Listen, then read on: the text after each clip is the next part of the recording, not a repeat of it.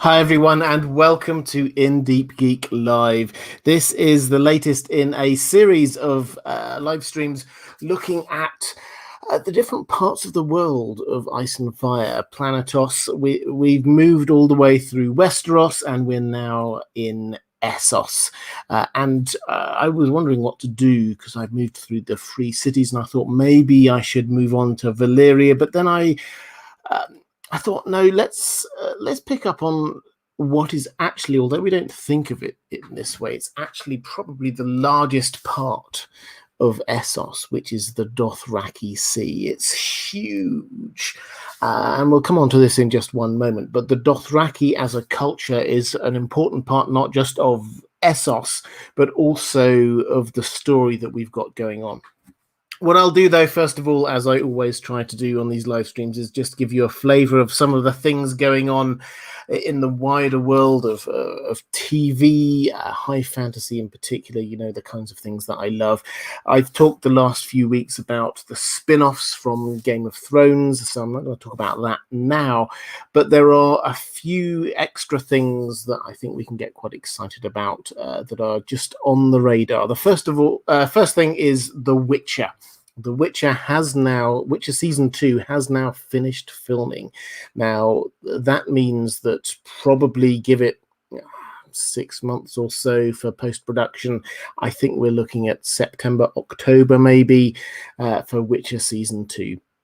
Which is really exciting. I think this is probably going to be the first of the COVID-disrupted productions that we're going to be seeing.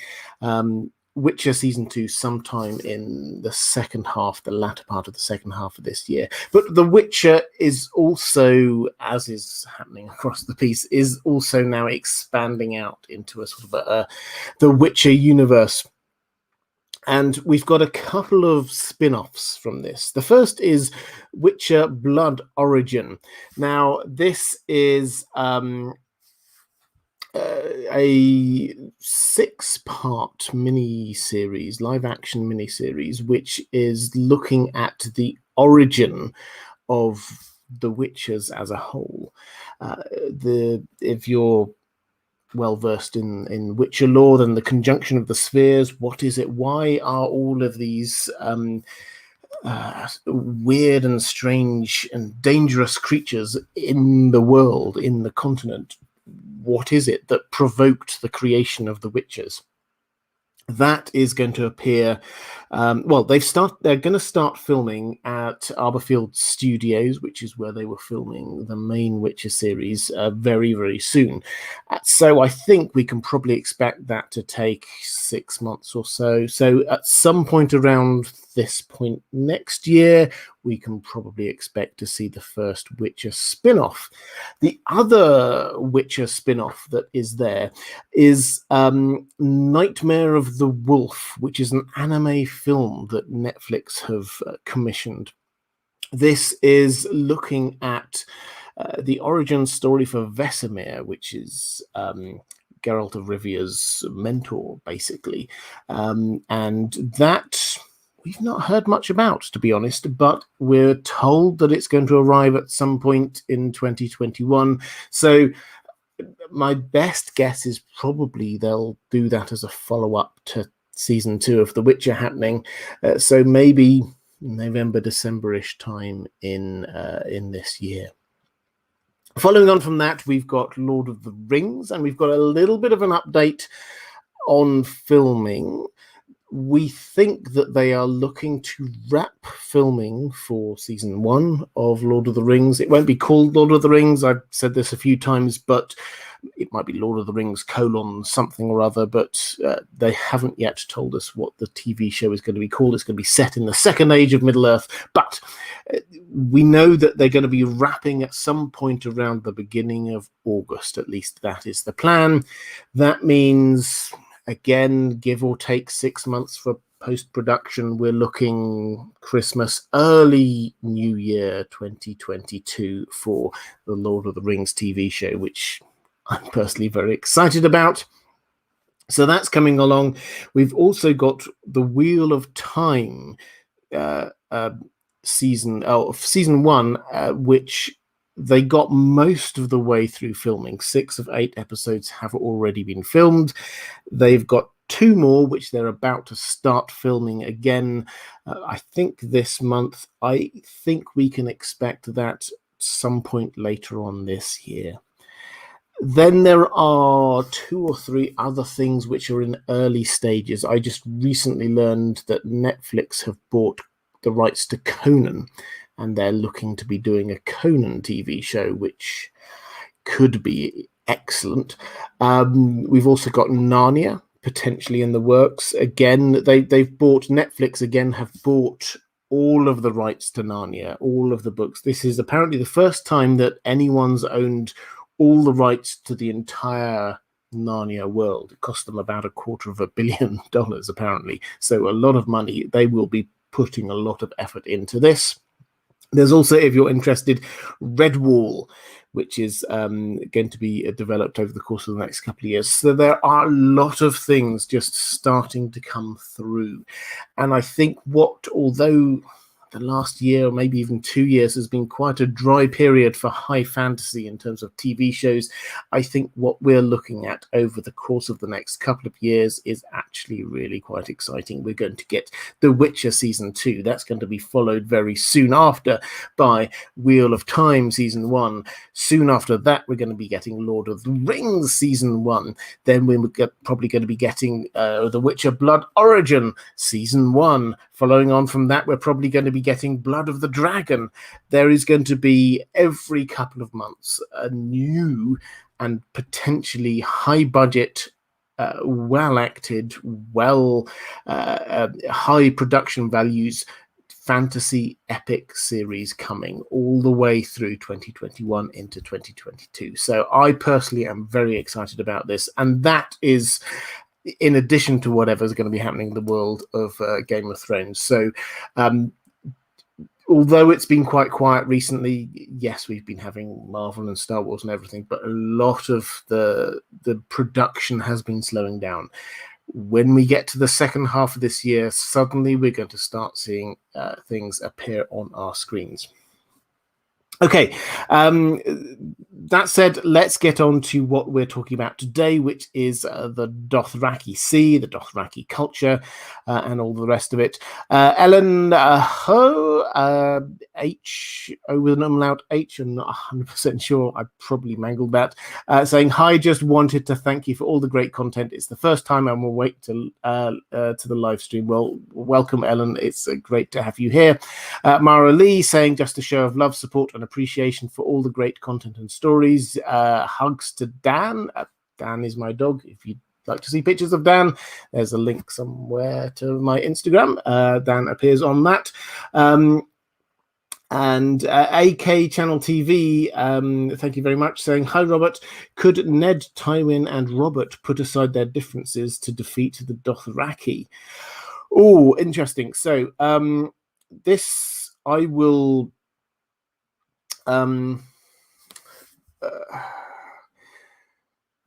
I'll build up to answer this.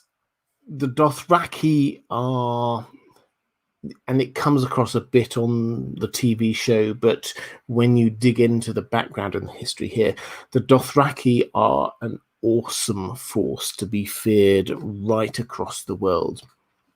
And you get it a little bit in the books. People talk about, Robert Baratheon talks about, what happens if the Dothraki did come over here? What would that be like? Who could possibly stand against them? And in terms of the question, if who was it you said? If Robert, Ned, Tywin, and Robert set aside their differences to defeat the Dothraki. Yeah, I think for me, the thing with the Dothraki is not that they're strategically particularly nuanced. Everybody knows what the Dothraki do. They just charge in on their horses. If you had an able commander, then yes, perhaps you could deal with them. But the thing is that they just keep coming, and they keep coming, and they keep coming, and that is what is going on there. So yes, potentially on their own ground, if you got the best people in Westeros, they could definitely deal with them. AK Channel TV saying, did Drogo mean to keep his promise to Viserys? I will come to that in just a moment, if that's okay, AK Channel TV. I've got a few questions on that. And a question from the Greasy Strangler saying, are you looking forward to a beer on the 12th? Yeah, so and I think I saw a question a little bit earlier, somebody asking about the hair. So in the UK, we are very, very slowly easing lockdown by stages, and on the 12th of April is the next stage, and that is when hairdressers open. And so yes, I have got myself booked in, so probably the next time you see me, the hair will have gone. Apologies if you're a hair fan. In terms of beer, yes, also pub gardens will be open on the 12th of April, which will be very much appreciated by those of us who are aficionados of a nice pint every now and then. Thank you very much. Marcus Prasad saying, Robert, I have a theory that George R. R. Martin was inspired by 17th century Punjabi Sikh Khalsa warriors when creating Dothraki. Long, uncut hair, horseback weapons. The word Khalsa is similar to Kal, Khalasar, Khalisi. It is indeed. George R. R. Martin takes inspiration from a lot of different things. So inspiration for the Dothraki, yeah, he could well have taken it from there. I mean, the language similarities wasn't something that I've particularly thought about, but thank you very much for bringing that to my attention. That's something that I love when I just get extra little bits to add into my understanding of what George R. R. Martin was trying to be doing with it.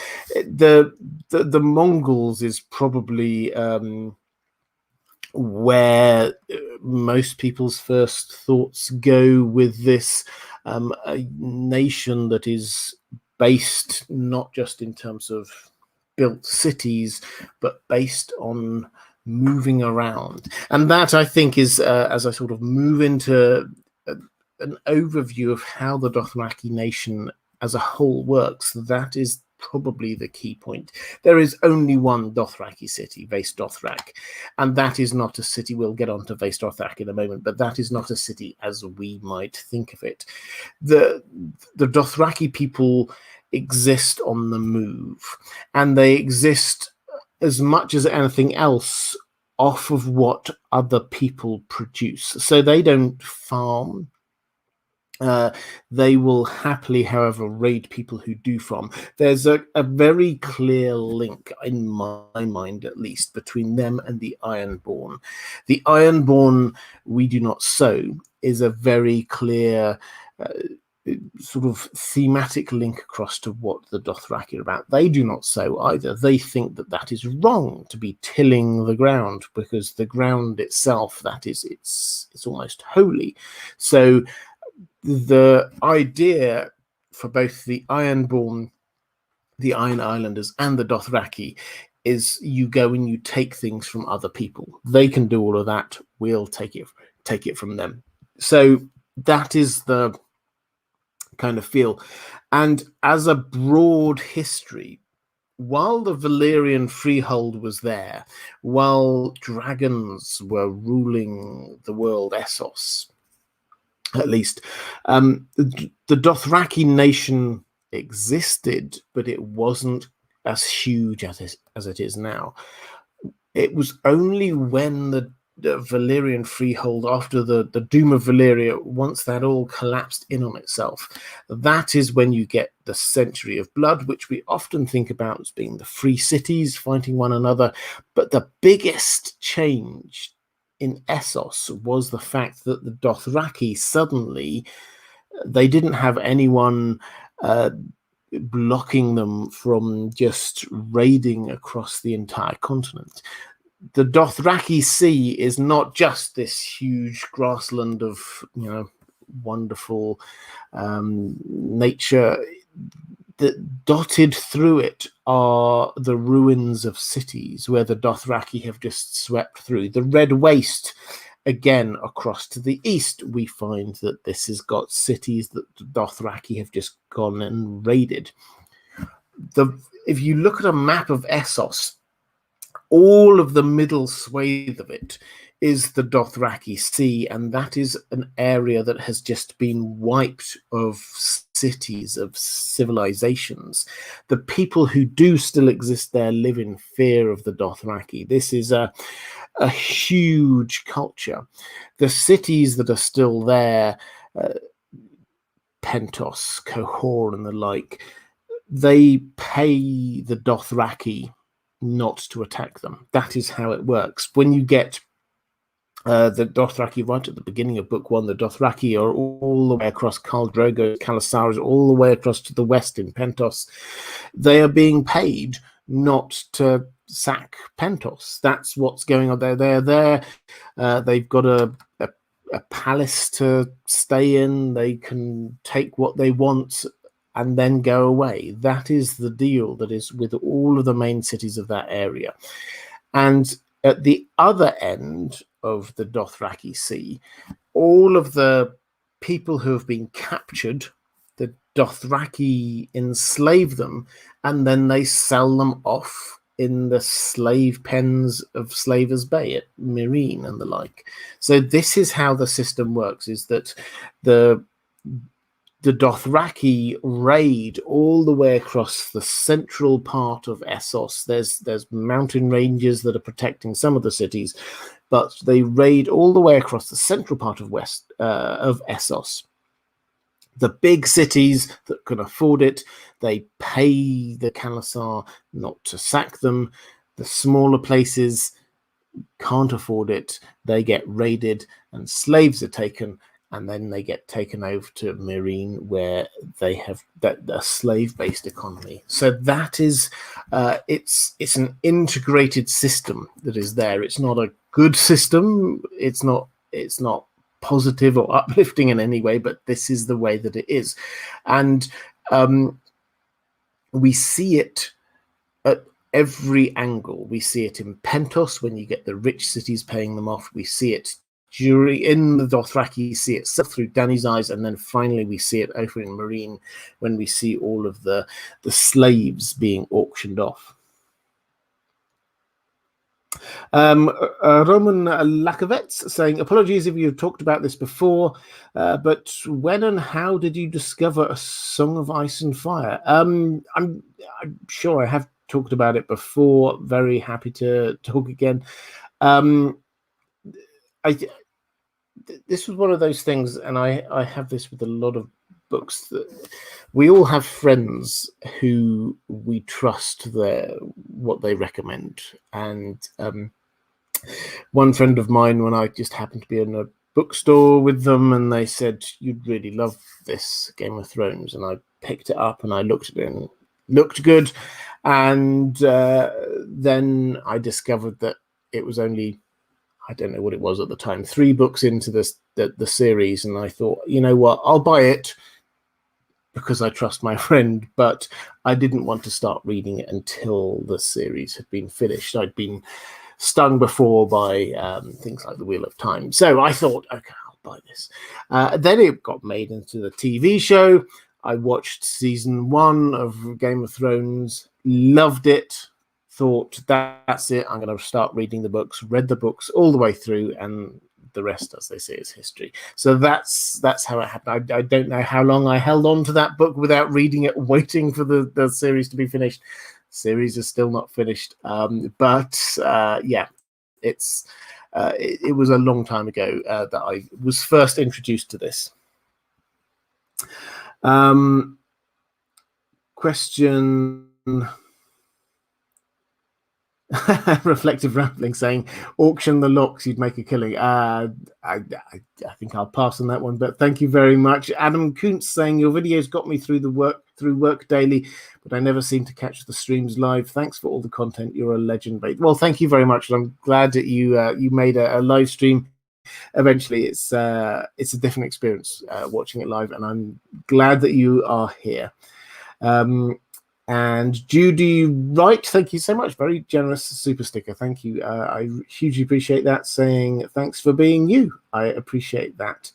And I think that's me caught up on the chat. Yeah, that's me there. So I will go across, as I always do with these live streams, as I try and frame these around questions from my patrons. If you are at all interested in either supporting the channel, or if you want to get access to things like priority questions for live streams, then there's a link down there to being a patron of In Deep Geek. Question from Robin Isomar, or Isomar, saying, "Hi Robert, I'm afraid I won't be able to watch live tonight, but I hope it goes well. My question is, how do you feel about how Dothraki culture was adapted in the TV show? For example, changing the appearance of the Anak and removing the bells that the warriors braid into their hair." Yeah, so my general view is I was reasonably happy with this. I think that it's one of the great misconceptions, I personally think, not in the question, Robin, but just in general, that in order for a TV show or a film adaptation to be good, it has to be 100% accurate to the source material. In my view, it has to be 100% accurate to the feel of the source material. So you get something like The Lord of the Rings, the films, the movies. I think everyone would agree with their excellent, they're great adaptations. If you read the first part of the Fellowship of the Ring and then you watch the film, you will go, these are completely different. Where's the Old Forest? Where's Tom Bombadil? Where are the Barrow Downs? What about all of the toing and froing in the Shire first? What on earth have you done with the Gaffer Gamgee? And there are lots of huge changes. Now, that doesn't mean that the films are bad, the movies are bad. I think they're absolutely outstanding. I'm sure everybody thinks that. But they were not 100% accurate to the source material. What they were was 100% accurate to the feel of the source material, and that is the important thing. And I think that's, for me, that's what happened with the Dothraki in the Game of Thrones TV show, is that, yes, there are some differences, but I think that the feel was right. And one thing that I think that they did get very well, you talk about the bells, yes, in the books, then the warriors, they put bells into their braids, so the more battles they win, the more bells they have, so it sort of jingles as they go around. Khal Drogo, he can't walk anywhere without people being aware of his presence because of all the jingling bells. They don't have that on the TV show. What they do have is a lot of emphasis on the braids. And one thing that I thought was very good was the way, and they never really drew attention to it, but the way that Daenerys, having adopted the culture, braided her hair so that the more victories in her mind that she won, the greater and longer the braids in her hair. And then there was this point in season 8 when she lost a battle. I think this was against Euron, because she kind of forgot that Euron's fleet existed. Let's gloss over that. The point is the fact that after that, the braids were gone. She'd stopped braiding her hair because in the way that they'd set up the culture of the Dothraki is that you braid more as you win battles. When you lose a battle, then you stop and you have to start again from scratch. So that really worked for me. The fact that they didn't have the little bells there, it was the feel that they had that they translated across. That was the thing that worked really well for me. And the other thing that I would sort of say was that in the books, they set it up in the first 2 chapters of Daenerys that we have. The Dothraki, and also in a few of the other chapters, they get name checked a few times in the Westeros chapters in the first half of Game of Thrones book 1. The Dothraki are mentioned as savages. They're not civilized. They could do anything.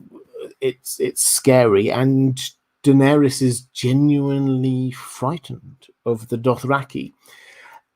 And George R.R. Martin goes to great efforts to then, through the rest of book 1, make us understand the culture, make us understand that there are that this just blanket dismissal of the Dothraki nation as just savages is wrong. Yes, there are some things that they do that we would not agree with, but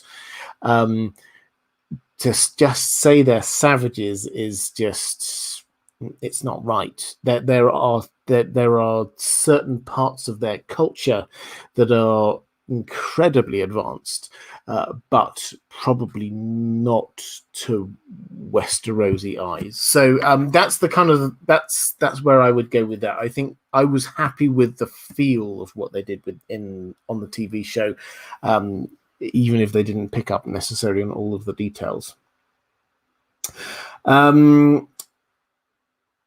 G. Powell, thank you so much, saying, keep up the great work. I'm not much of a reader, but you do a great job of verbalizing the books. Thank you very much. I do appreciate that. If you're not much of a reader, then I would highly recommend you think about the audiobooks. I'm getting sponsored for this, but if you just pick up the audiobooks of A Song of Ice and Fire, it gives you a different perspective on the stories as you go through them.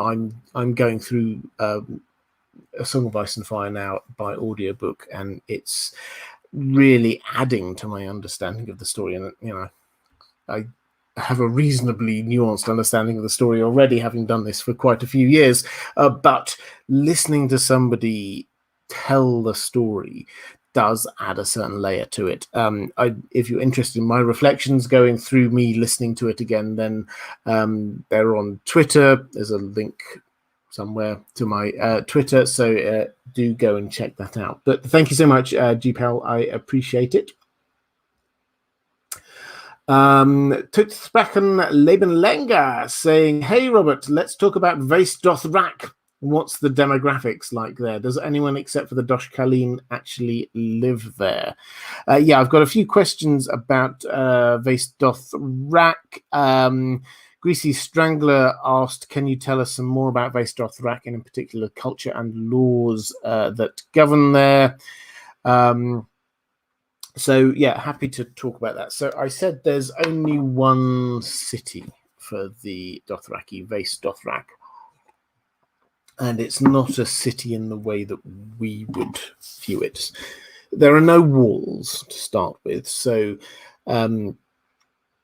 it's not a sort of a city that would defend itself in any way. It is described as having a small population, but also the potential for being one of the largest cities in Essos. All of the Khalasars could congregate in Vace Dothrak at one time and be happily situated there. Now, that I think is probably important. I think that we will probably see, if not all, then most of the Khalasars there at some point in the Winds of Winter. When Dany is there, for example, I think we will see a lot of them all congregating there. In terms of geography, there's a mountain, which is called the Mother of Mountains. There's a lake, the Womb of the World. These are sacred to the Dothraki people. They believe that the Womb of the World, the lake, is where life came from. People came out from the lake. That is where life started. There is a road which heads sort of east-west all the way through Vaes Dothrak. We saw Dany and Khal Drogo's Khalasar. They headed from the west, from Pentos, and headed all the way into Vaes Dothrak. And one of the sort of the cultural or the most important cultural points is that if you are traveling to Vaes Dothrak to trade, then you have sort of diplomatic immunity, trading immunity. So the Khalasar will not attack trading caravans going to or from Vaes Dothrak, provided when you're in Vaes Dothrak you obey all the laws and all the rest of it. And it's a gathering place for the Dothraki. It is also a trading place. This is the point at which they've got two big markets, the Western market, the Eastern market. The Western market is where everything from Westeros and the free cities is sold happily, and then the Eastern market is everything from the eastern half of Essos, so from all the way as far as Yeti, Ashai, and all the rest of it. That happens in the Eastern market. And if you are going all the way across to the east, then you travel through Vaes Dothrak. So it's this sort of central hub in a way. The way in, you get this horse gate. You saw it in the TV show, the two big stallions there, and then you get this pathway, or the road, which has all the gods, the statues of the gods of the vanquished people, just lining the roadside. So the Dothraki destroy a civilization. They get their statues of their gods, and then they take them back to Vaes Dothrak, and then this lines the road on the way in. And at the heart of all this, then you get the Dosh Khaleen. The Dosh Khaleen are the widows, effectively, of the Khals. They have got this wisdom, this power. They do not control the Khals, but they do have this kind of spiritual authority when you are there in Dosh Khaleen. Now, the laws are that you cannot draw a weapon, fight any other freed person there in Vaes Dothrak. There are huge amounts of slaves. It's sprawling as a place. There are all kinds of architecture there. The slaves who are brought in there from all of the raiding parties from the Khalasars, they build their own types of buildings. So there are wooden huts, there are huge stone manses and all the rest of it. Lots of different styles of architecture all over the place. Vaes Dothrak is for the Dothraki, this is their spiritual home, but they do not stay there for a long time. They sort of come in, do all of the spiritual stuff that they have to do, and then they head off and go off and do other things. So it's a meeting place as a city, but it's not a place where they stay. So I hope that helps. Tot sprachen leben länger. Question from Reflective Rambling. Thank you so much, picking up something from someone else. You always do this, Reflective Rambling. Thank you, and I always appreciate this, picking up questions from other people, saying, would the Dosh Khaleen make good rulers? Well, it's an interesting question because they're not rulers, and they don't try to be rulers. They try to be spiritual gurus as much as anything else is probably the best way of saying it. Would they make good rulers? I think you have to ask what makes someone a good ruler. It's more, for me, it's more about the structure of the Dothraki as a whole. There may well be potentially good leaders within the Dosh Khaleen, but the structure of the Dothraki is that the Dothraki come in. Yes, they might get some spiritual advice, and then they head back out again, and they do their own thing once they're out. They're not under any obligation to follow what the Dosh Kalin say. So potentially, they in the way that any group of people could be good rulers, but we don't genuinely see enough of them to know. We probably will see more of them in the Winds of Winter.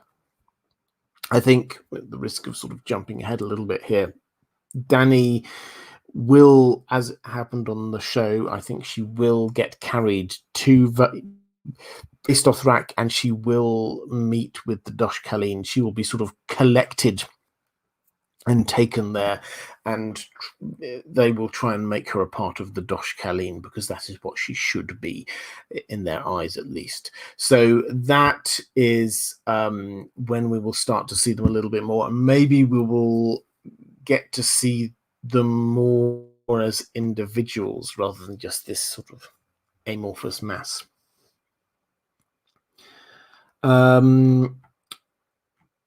Question from Vera Glauben saying, hi Robert and everyone, happy to catch you live, love these series of live streams. My question is, if there were any known wars between the Valyrians and the Dothraki.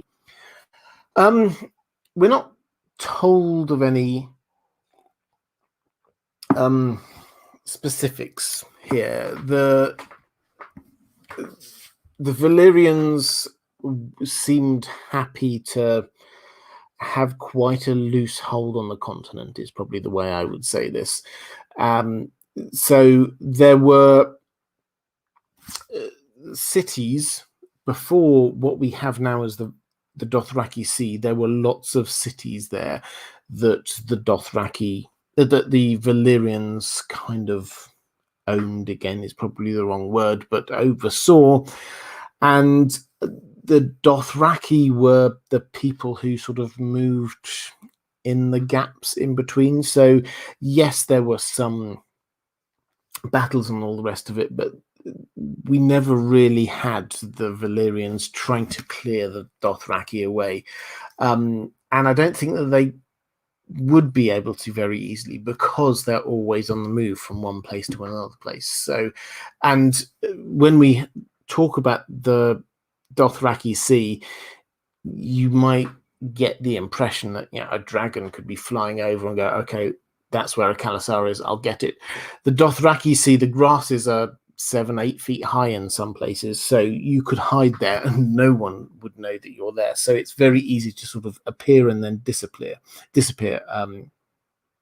within that.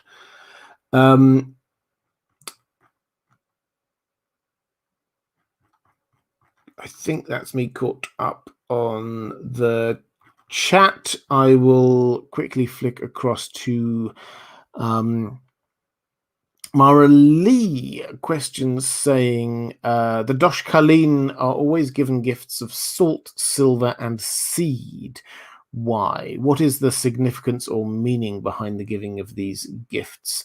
So yeah, this is something when I was saying that if you are traveling to Vaes Dothrak, then you effectively get sort of immunity, that you get to travel there and then trade.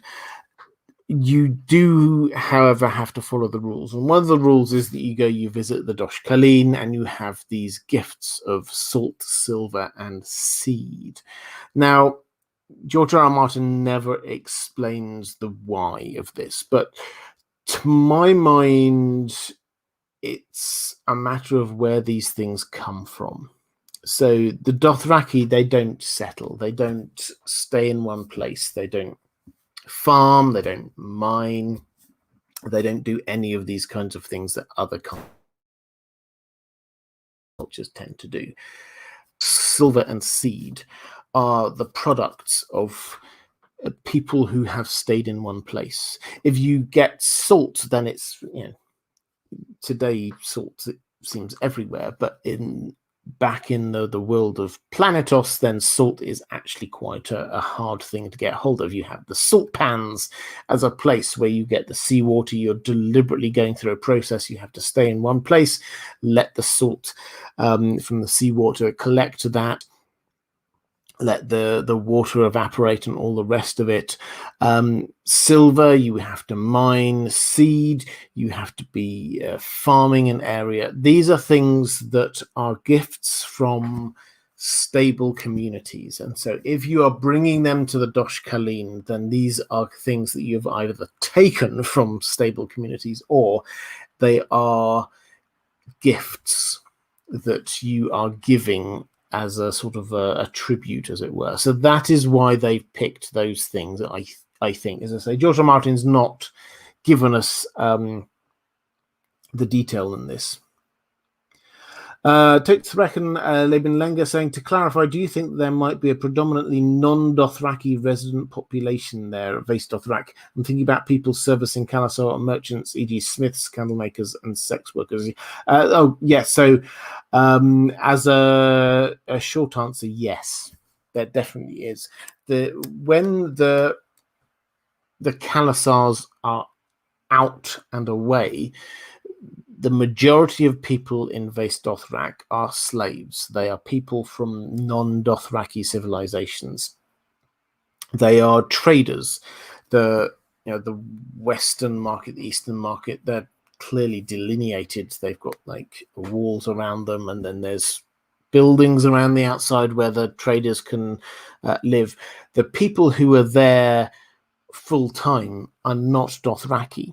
The people who are there, other than the Dosh Kalin, the people who are there full time are merchants. They're slaves. That's the kind of people who are there. So yes, the short answer to what you're saying in terms of the resident population is that it is majority non-Dothraki. But at any given time, there will be Kalasars there as well.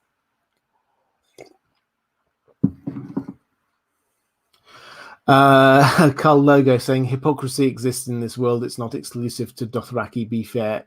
Absolutely, yes. Hypocrisy exists everywhere. It is indeed not exclusive to Dothraki. 26 Art Girl saying, I was always curious why it was called the Dothraki Sea. Could it actually have been a sea in the past? The name was kept even though it became a desert.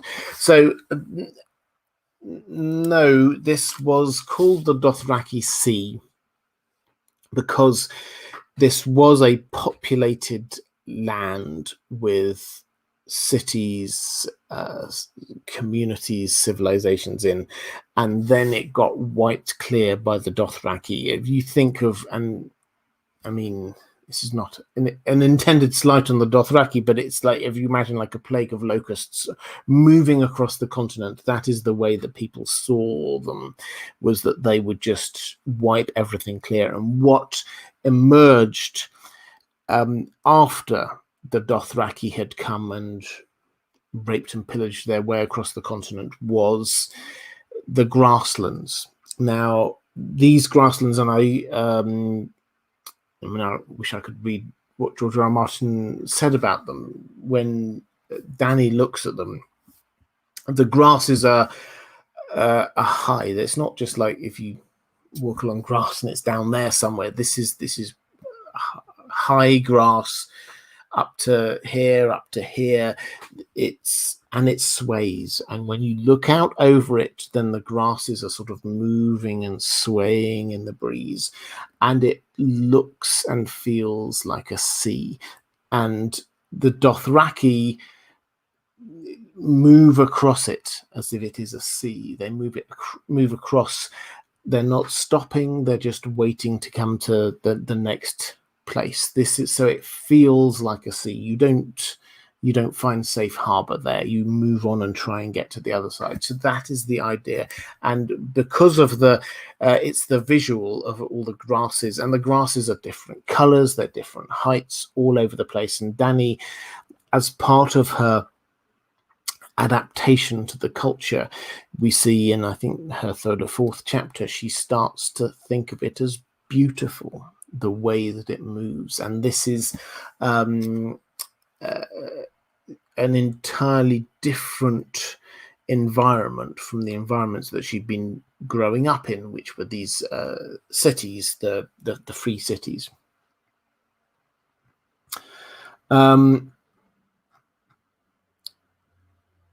Question from Eric Fogg saying, in light of the varied geography and topography of Westeros, how diminished are the Dothraki outside of plains and grasslands? If the battle with the others takes them into forests and or ice, can they survive, let alone be unstoppable? Yeah, it's an interesting point. So if the Dothraki come over to Westeros, as I suspect most of us think that they will, in the flatlands, the places like the Riverlands, the Reach, then yes, they would be as unstoppable there as they would be in Essos. In mountains, no. Cavalry are not effective in mountains. In deep woodlands, no. Cavalry are not effective in deep woodlands.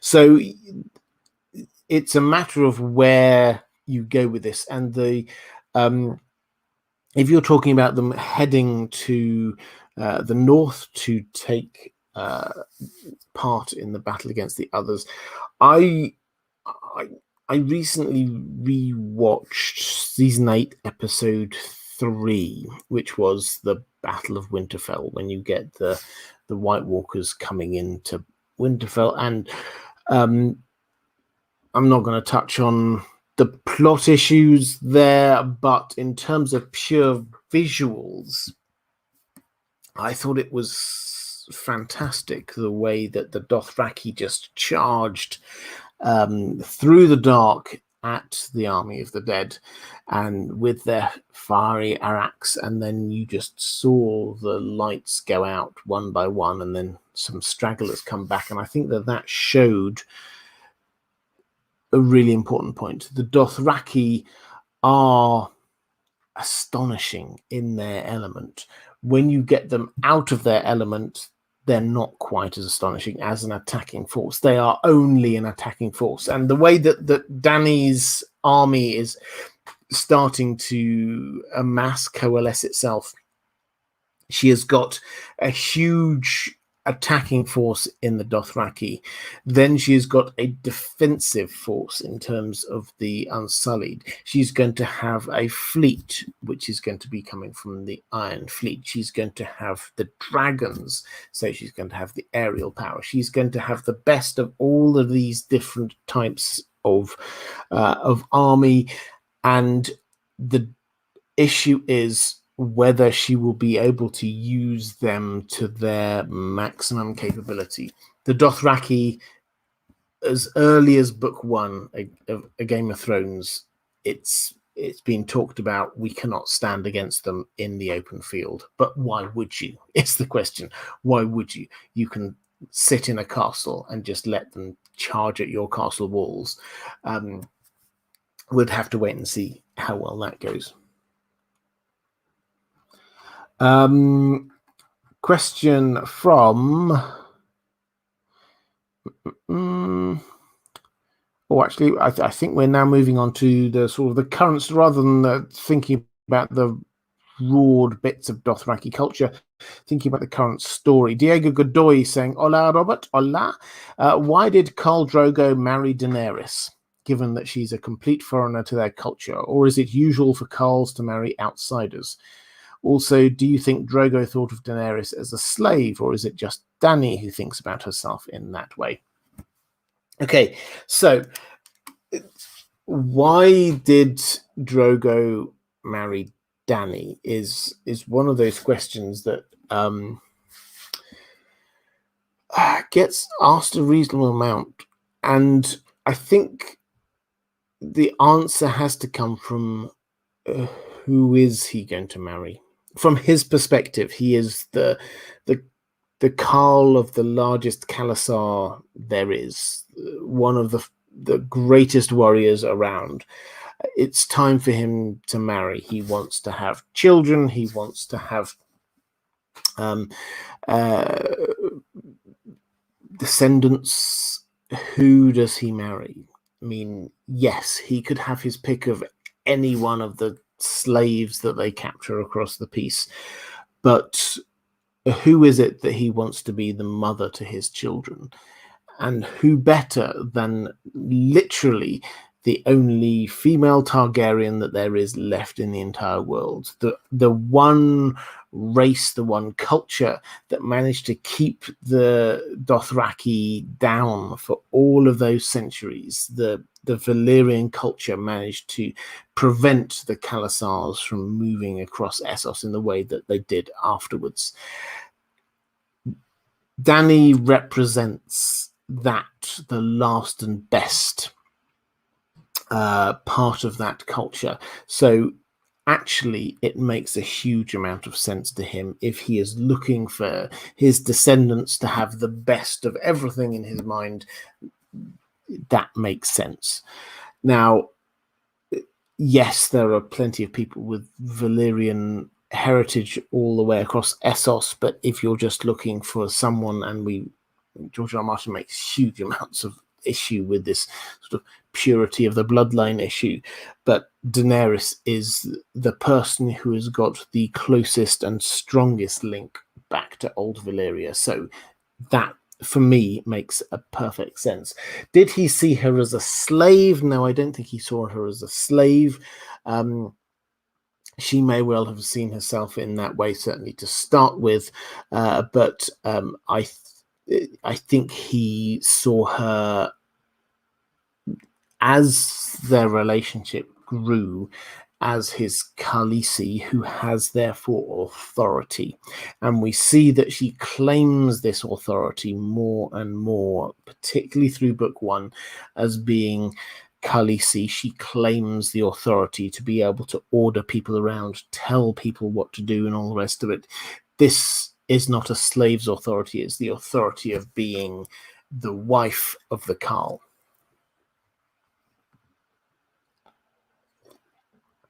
Dan's Factory saying, I made it. Welcome to you. Carl Logo saying Drogo had 40,000 riders, and that's said to be a feat. Yes, absolutely. So he is the Carl of the largest Khalasar around.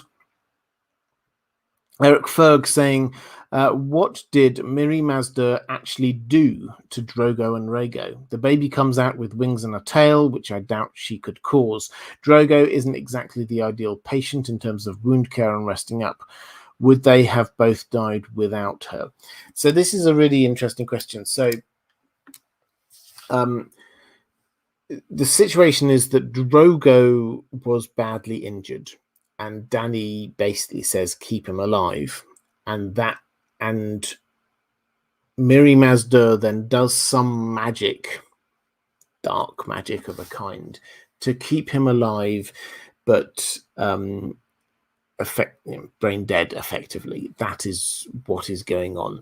And also Dany's child is stillborn. So what was it that Miri Mazda did? I think I would tend to agree with the idea that Dany's child, which was apparently born with wings, a tail, and all the rest of it, this is something that happens a lot to Targaryens. If you go back through Fire and Blood, almost every generation, you get the story of a child who was born slightly dragonish. If you wish to ever go down an internet wormhole, and a very nerdy one, then do go down this idea of the Targaryens, the Valyrians, having a bit of dragon blood in them. It's not just a cool phrase, blood of the dragon. They actually have some dragon blood within them. Disputed Lands, Amanda, who's been on here a few times, she's got a couple of excellent videos on the subject if you are interested in that. But So I personally think that yes, probably Rhaego was going to be born like that anyway, and probably would have died anyway. But Mirri Maz Duur wasn't to know that. I don't think that was anything to do with her. What was something to do with her was preventing Khal Drogo from becoming sort of staying alive and recovering his strength. I think that she probably killed Dany's child in the womb, and I think that she probably prevented Khal Drogo from ever regaining his life. Now, that was pretty dark magic that she did there. It's very clear that what she was wanting to do was focused in on Dany's child because of the promises, because of the prophecies about the stallion that mounts the world. Now, the stallion that mounts the world was this sort of prophecy that then got applied to Drogo and Dany's child when she is there by the Dosh Khaleen. They say, your child's going to be the stallion that mounts the world, which sounds really cool. But to someone who lives as a part of one of the cultures that the Dothraki are just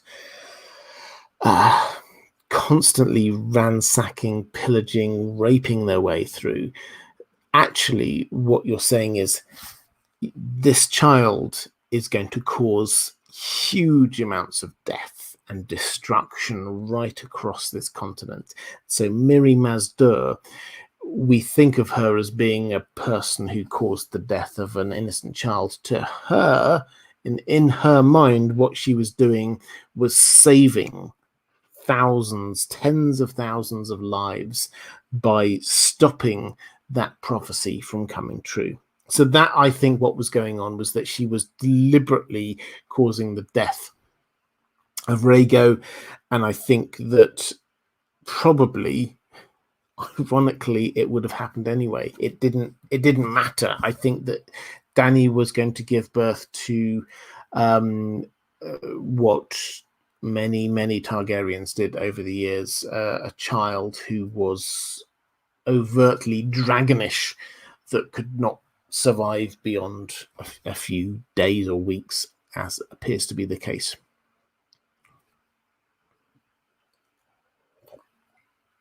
Titzbreck and Laban Langer saying, do we know of any Dothraki relationship to neighboring countries or cities apart from raping, pillaging, exacting tribute?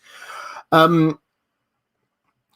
mean, the short answer is no, but it's the slightly more nuanced answer is they obviously accepted and understood the need for other nations and countries. Now, they had what I suspect we could call trading relationships with the Slavers Bay cities. So with Meereen, they never tried to attack Meereen. They just went down there with all the slaves they captured and then sold them. And that was their relationship with them, which I suppose they saw as a sort of a positive relationship between two cultures. Similarly, traders, as we've already seen, traders from the free cities and from the east could travel to and from Vaes Dothrak without any problem at all. That all seemed to work.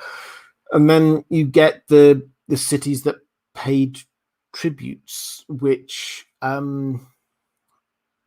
it seemed to work both ways. Pentos didn't. Yes, they paid a tribute to the Khalasars, but it wasn't huge amounts of money to them. They were still hugely rich. You get Illyrio was still ridiculously rich, even though he was having to pay off Khalasars all the time. It's almost just like them having to pay for the security of their city. Pentos, it had walls, but it wasn't this hugely defended city. The way they defended the city was to pay off people who wanted to attack them.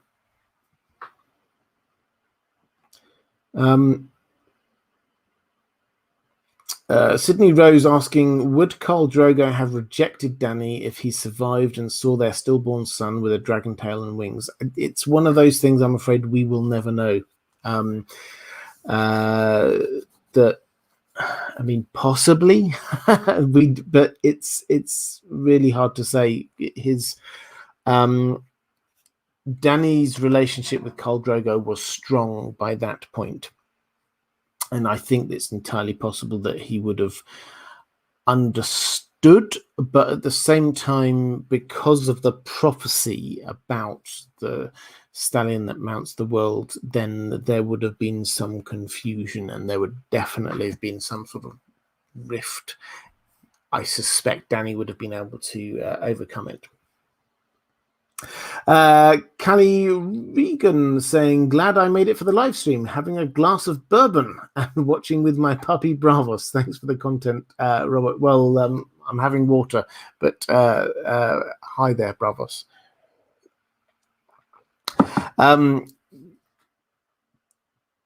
Catherine Furseth asking, I wonder what you see as the Dothraki's narrative purpose in A Song of Ice and Fire to be, as well as Dany's personal arc. The motive of untamed savages from the east seems strong here. The Dothraki are brutal and almost a force of nature. Somehow Dany growing, learning and developing her grown-up persona in such an environment seems significant. She seems to fit into their brutal culture to a significant degree, apart from not accepting slavery. She sees them as her people, which says a lot about her as well. Will we be able to look back on her story and see the line from her Dothraki upbringing all the way through? I think, well, there's a couple of things I'd want to say about this. The first is something I touched on a little bit earlier, but George R. R. Martin is very keen for us to see that this might be a different culture, but this does not mean that they are savages. And it's almost as if we are going through a story arc for the people as a whole to understand that who they are and not just see them as some sort of other that we don't understand and therefore we have to fear or hate or something like that. He's trying to get us to get inside the culture and experience it and understand it and therefore have some sort of sympathy with it in some way. That doesn't mean we have to accept everything that they do and say it's good and all right, but it does mean that we do have to see and understand why they do certain things. They also, in terms of linking it with Dany's story arc, they also have this role that Dany, we talk about her dreams of the house with the red door a lot. This is her place of home. It's the place where in Bravos, for the first few years of her life, she felt at peace, somewhere that she was not troubled by the wider world, where everything was okay. She was safe.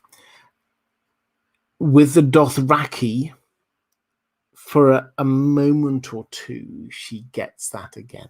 She feels it. All the times that she had with Viserys were not good, but then she joins up with the Khalasar and she feels safe again. She has a role. She has someone that she loves who loves her, and she has this second home base. So in terms of her character, what we are going to see is her re-engaging with that in the Winds of Winter, but re-engaging with that with a greater understanding of who she is, because of everything that she's been going through in the 5 books preceding that. She is a much more fully grown character than the person who just embraced something that made her feel safe. Now she is engaging with it on her own terms. And so we see, first of all, the Dothraki culture taking over Dany, and now I think we're going to see a lot more of Dany taking over the Dothraki culture. it's going to be a flip, and it's going to be shown in typical George R. R. Martin style with an echo of what happened before. He loves doing this, echoes of something that happened before we see again. Back in book 1, Dany goes into Vaes Dothrak to see and meet the Dosh Khaleen. In the Winds of Winter, she will be taken back to Vaes Dothrak to meet the Dosh Khaleen. And that echo is going to be there, but this time the world is very different. She is very different, and we will see the way that she interacts with that as being different because of all of the experiences that she has had up to that point.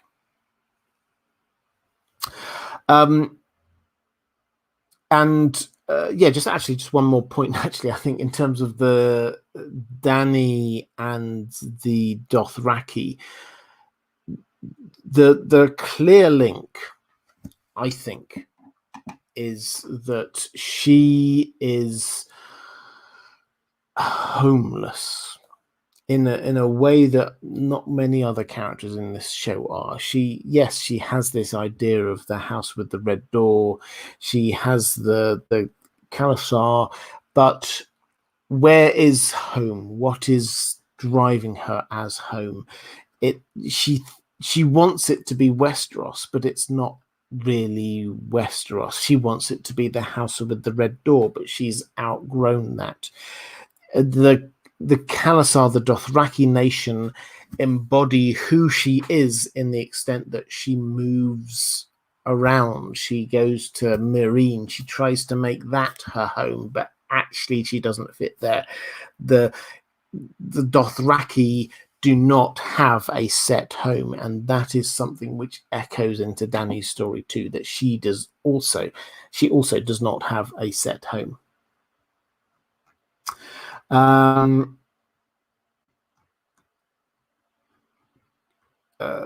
Kissy Teeny, thank you so much for the super sticker. A couple of clapping hands, I think. Are they? That's what that looks like. Roman Lakovets, thank you again, saying, is the stallion that mounts the world another interpretation of the Azor Ahai or Promised Prince prophecy, or a unique Dothraki legend? It is a unique Dothraki legend, but all of these things, the legends, the stories, do have some kind of similarity. The great hero who's in charge, who's going to lead the people, is there as a sort of an echo across all of these different stories. The prince that was promised, the Azor Ahai, the last hero, all of these things are all an individual who may have some help from other people, but they are an individual, and that is what sort of links across to them. It's not so much a matter of like, let's get a team together to do something. So there are echoes, but this is a very Dothraki thing in terms of understanding their culture. The stallion who mounts the world is the person who takes on the entire world. Jewel Elson, thank you so much, saying one up, I think, in the super sticker. Thank you very much.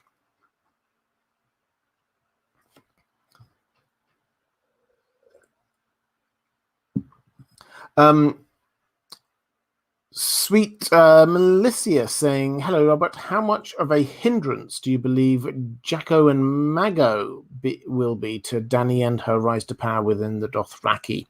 George was quoted to say Mago would be a recurring character in the Winds of Winter. How recurring do you think? Could that have changed? Will he have time to be a continuing problem before Dany and her group set sail for Westeros? I hope they're both done in quickly. They were both horrible. So Jacko and Mago are, and you can be forgiven for not remembering them. When Khal Drogo died, then his Khalasar split up into a number of smaller Khalasars, and one of those was led by Jacko, who's and Mago goes with him. But we get a little bit of history to them before that, in that they rape a woman that Dany's aware of, and it's horrific. The whole thing is just terrible. Dany is there and she remembers them, and they head off, and she thinks, I will get my vengeance on them. And I think that we will see this. George R. R. Martin, I haven't seen him say that Mako will be a recurring character, but it makes sense to me. I think when she comes back up to Vaes Dothrak, she will meet a lot of the people, the characters that she had previously met, and they will be seeing her as just this helpless ex-wife of a Carl who shone brightly, but obviously, like everyone else, died in the end, and they're just wanting to escort her to Dosh Kalin, which is her place. I think on the show, what we had, and with a lot of the show, we shouldn't take it as this is exactly what's going to be happening, but I think we can take some of the feel of what was happening there, which was that the Carls all meet up and they try to put Dany in her place, and then she turns the tables on them and kills them, and then takes over as Khaleesi of all of these Khalasars. That feel, I'm pretty sure, will happen.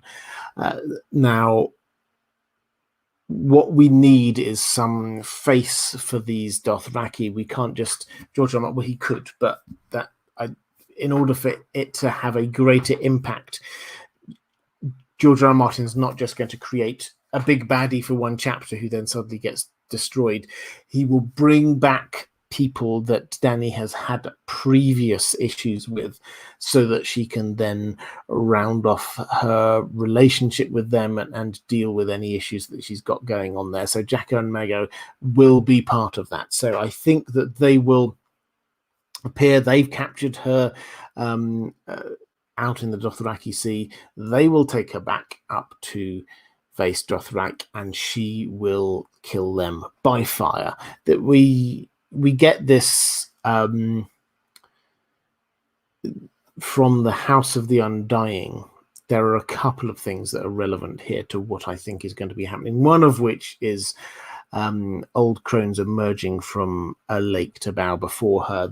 That feels very much like the womb of the world, the Dosh Kalin emerging after why would they even be in the lake unless there was this huge fire, as there was indeed on the TV show. And also we get from the House of the Undying this idea that Dany will light 3 fires. Now, she doesn't light fires herself. She gets her dragons to burn stuff, but personally herself, she doesn't light much. One of the things, she has already lit one thing, burned one thing herself. That was Khal Drogo's funeral pyre. The second thing, I suspect, is going to be her burning down the bits of Vaes Dothrak, the Dosh Kalin, killing the Carls with fire. She will do that personally, not just get Drogon to do it. So that is going to be the second fire that she lights. And so I think that we will see Jacko and Mago will be a part of that, and they will be the face of the Dothraki that Dany vanquishes there.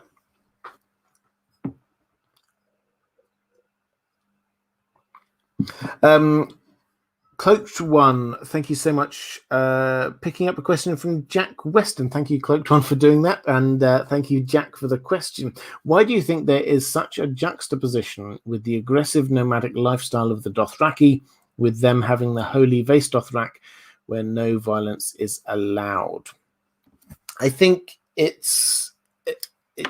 for me, it works well as a culture that you have somewhere where people can feel safe because it is holy and it is set apart, and that is the place where it's neutral ground.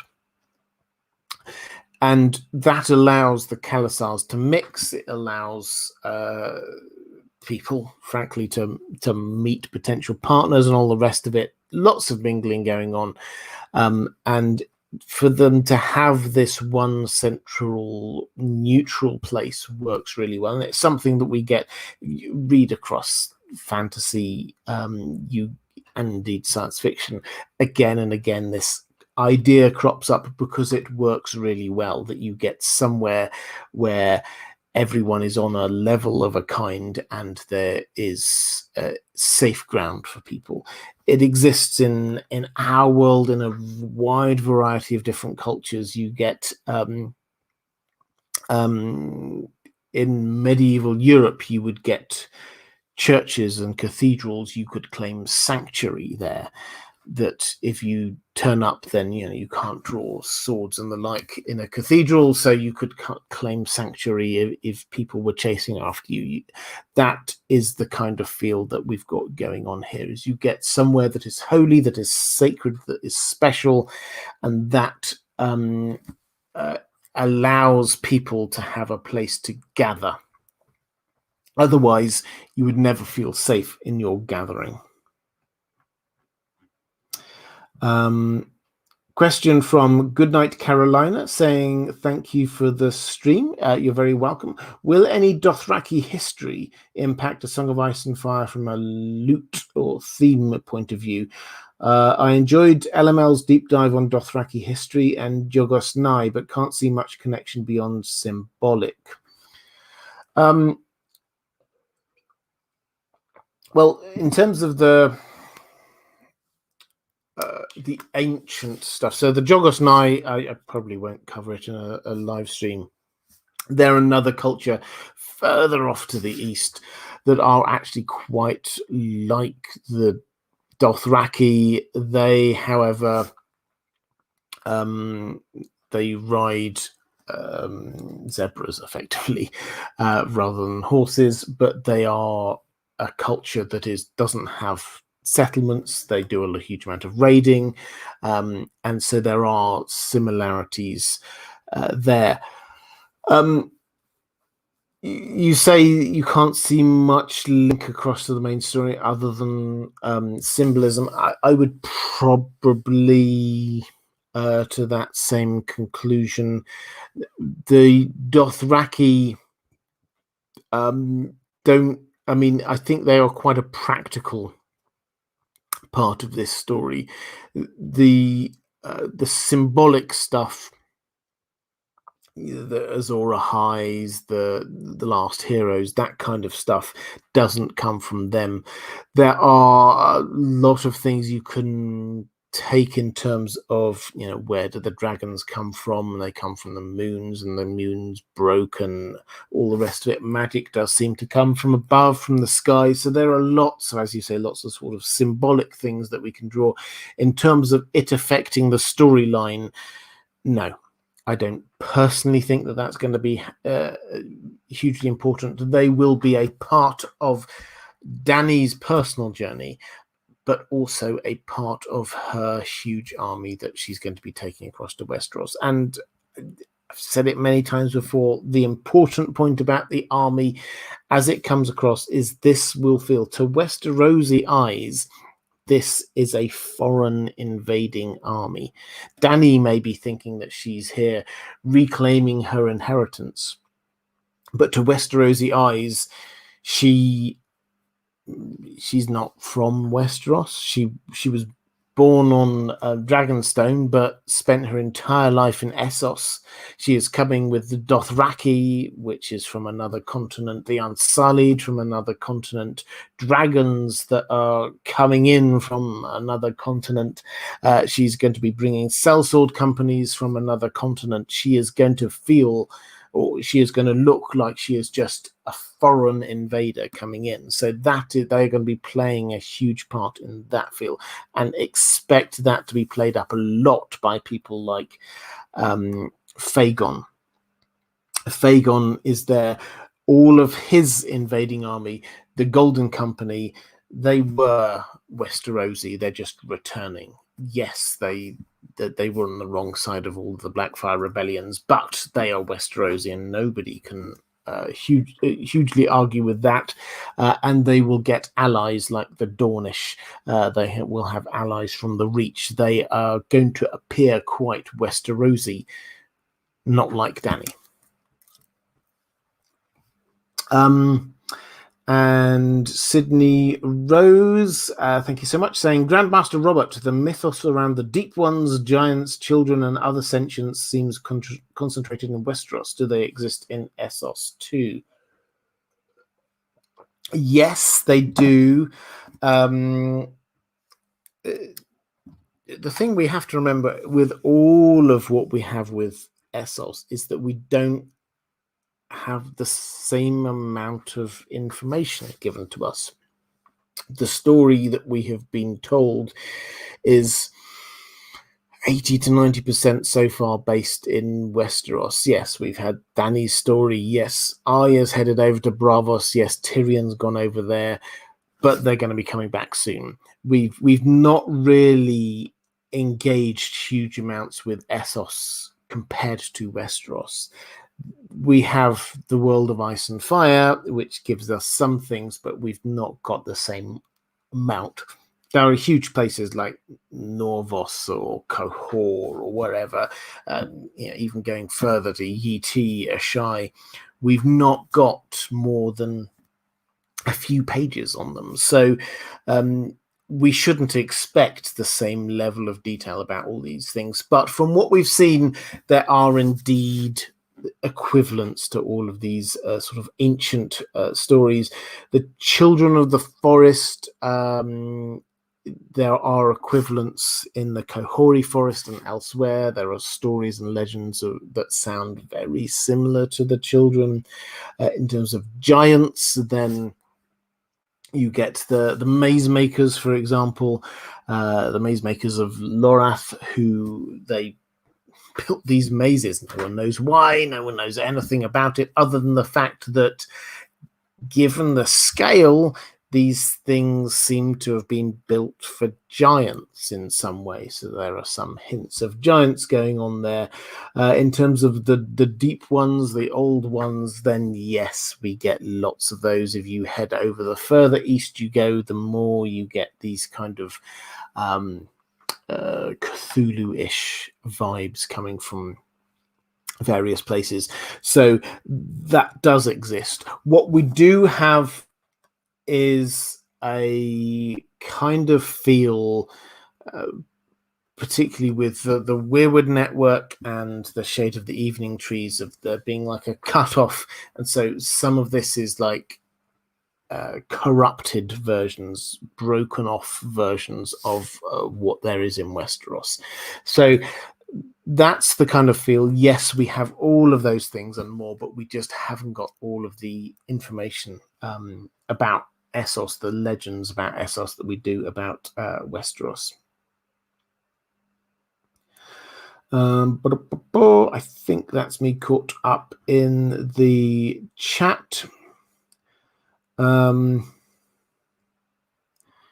Question from Julia Erickson, saying Viserys obviously never understood the Dothraki culture. According to the Dothraki, Viserys gave Dany as a gift to Khal Drogo, and in return, Khal Drogo owed Viserys a favor. Viserys, on the other hand, basically thought that he sold Dany to Khal Drogo for an army, which causes a bit of misunderstanding. However, Illyrio Merpatis arguably understands more about their culture than Viserys. Could Illyrio have arranged the marriage between Khal Drogo and Dany to get on good terms with Khal Drogo, such that Khal Drogo owes a favor to him? This would perhaps mean that Khal Drogo would have been willing to help Fagon in the invasion, not because Illyrio bought his service, but because he feels that he owes Illyrio a favor. Yeah, so I've got a few questions on this, which I'll try and pick up in this and following questions. So, yes, Viserys never understood what was going on with the Dothraki. I think that is reasonably clear.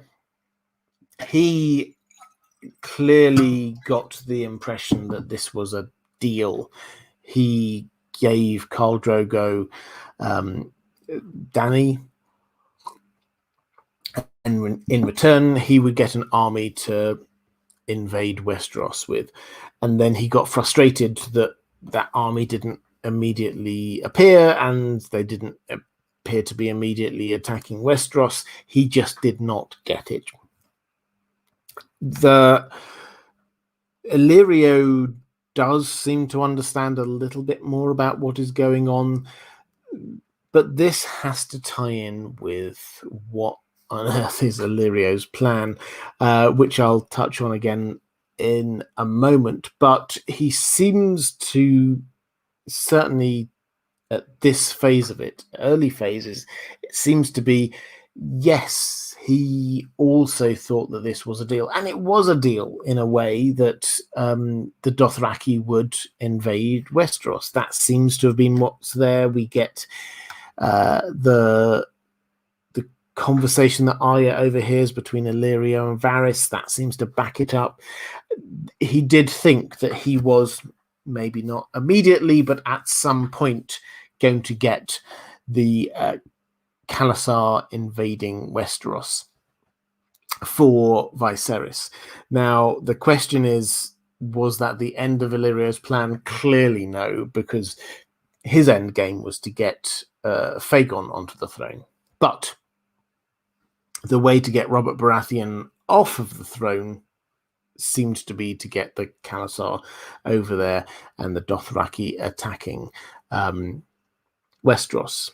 Now, Illyrio probably knew that this wasn't an immediate thing, but what he seems to have slightly misunderstood Khal Drogo, because Khal Drogo, although he accepted this, and that does seem to be his understanding of what the deal was, it was only after Dany, there was the assassination attempt against Dany in Vaes Dothrak, which doesn't come across hugely on the show, but this is not just like a someone tried to kill my wife moment. This is someone tried to kill my wife and completely desecrated the holy place of Vaes Dothrak by attempting an act of violence against Khaleesi.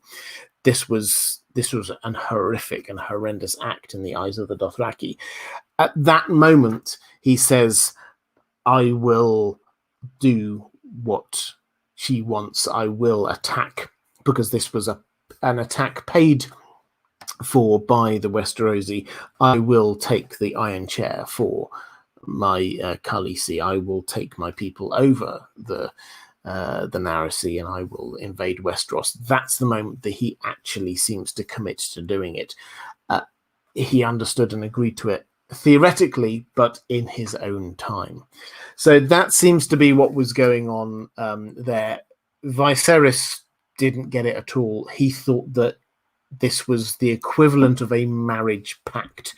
If you think about the kind of, when we're going back to the world of Ice and Fire, in the Dance of the Dragons, you get marriage pacts where the Pact of Ice and Fire, where from the Blacks, Jacaerys Targaryen went and promised his firstborn daughter would marry their firstborn son of Cregan Stark, and in return, the Starks would come out in support of the Blacks of Rhaenyra Targaryen. That was a marriage pact with the very clear understanding of, you do this in terms of we have this marriage, and then you do this and we'll do that. And that was a very clear agreement. That wasn't the case. That was not what was going on there. It was there was a marriage, but Khal Drogo was always intending to remain in control of his own fate, and it was just an intention to do something, not I will definitely do this now. So yes, Viserys misunderstood it, but Illyrio perhaps also overestimated the willingness of the Khalasar to attack. He was it seems he was under the impression that they would be attacking Westeros relatively swiftly, whereas Khal Drogo was happy to head off east and keep on going well away from Westeros. Kairos Ballerina saying, could Dany have had more children if she hadn't been cursed by Mirri Maz Duur? Yes. I mean, this curse is an interesting thing because we take the curse of Mirri Maz Duur as being a curse and say that's what she cursed Dany and Dany can't now have children. But it doesn't, that's not the way it comes across, I think, in the books. It comes across more as Mirri Maz Duur stating the facts.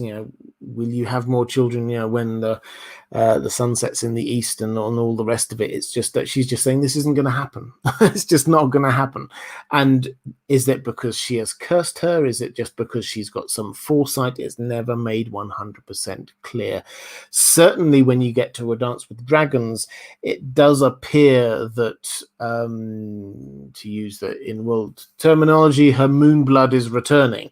It does certainly appear as if she can now again have children. So if it were a curse, then it was only a curse for 3 or 4 years. It wasn't, a curse for the rest of eternity, which was the way that it seemed to have been worded. So in a sort of short answer to could she have had more children? Yes, absolutely. Targaryens have... I said that every generation of Targaryens has these kind of children who are born quite dragonish. Many of them then went on to have children after that who weren't quite dragonish. So it's entirely feasible that she would be able to have children after that.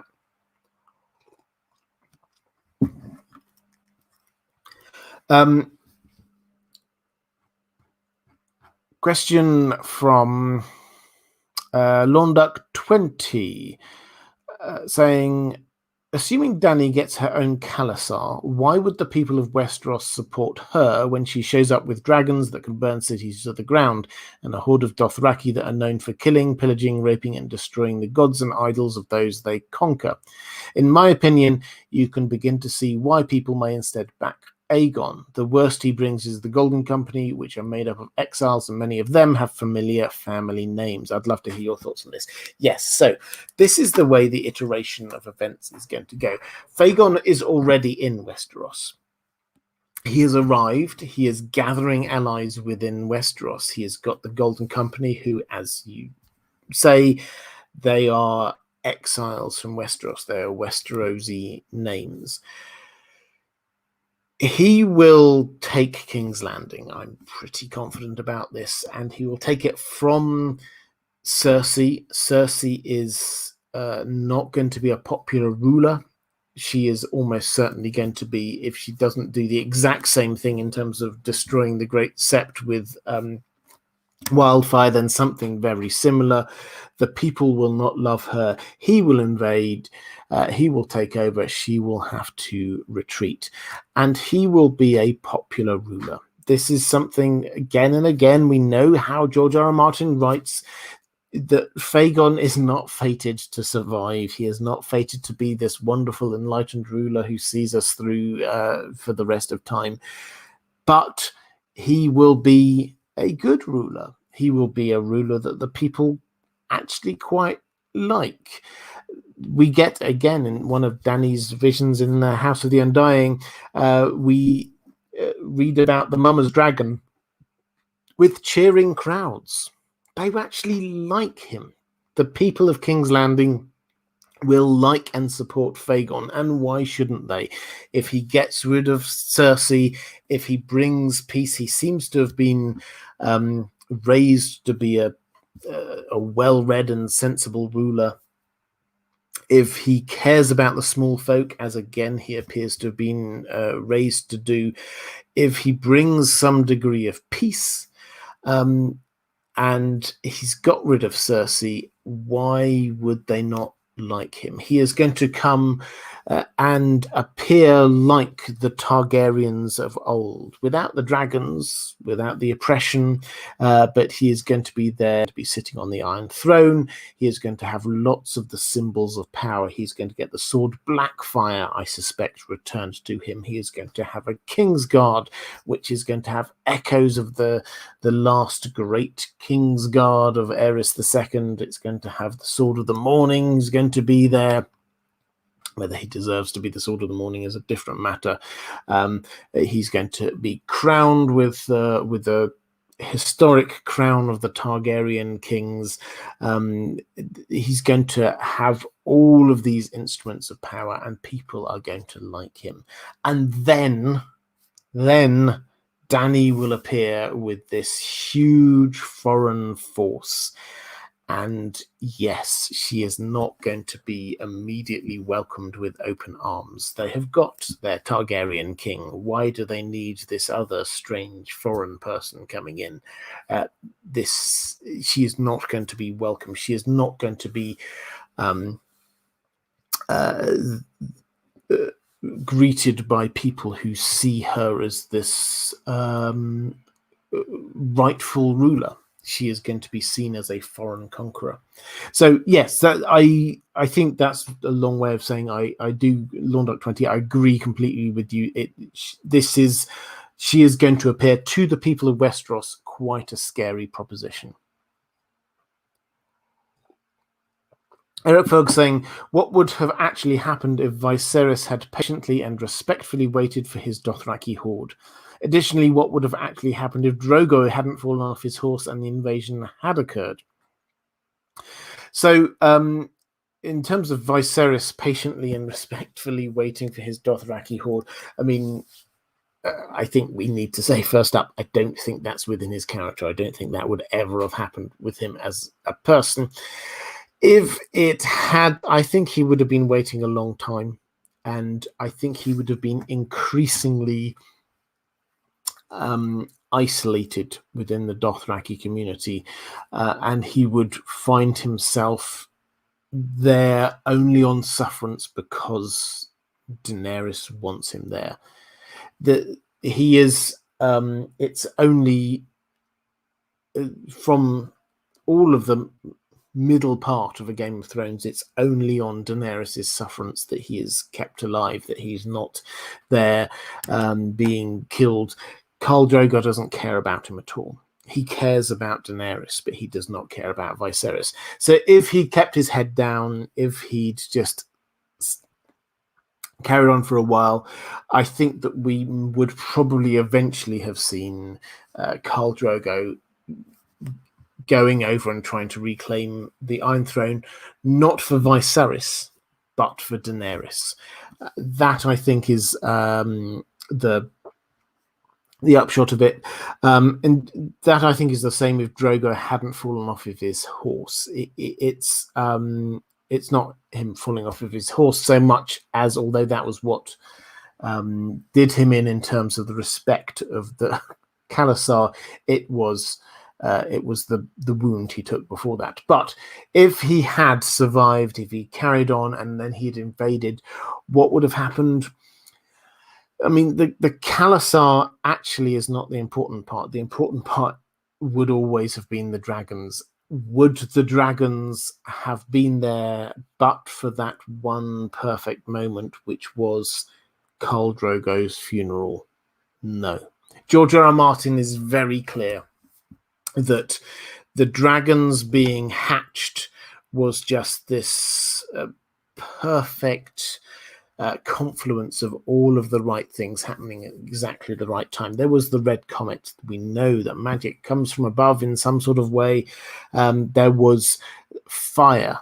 There were blood sacrifices. There was Miri Mazda herself, Khal Drogo, the horse. There were sacrifices, blood and fire, fire and blood, and Dany knew the dragons had been calling to her, and she knew that this was the right moment. So that would not have happened because Khal Drogo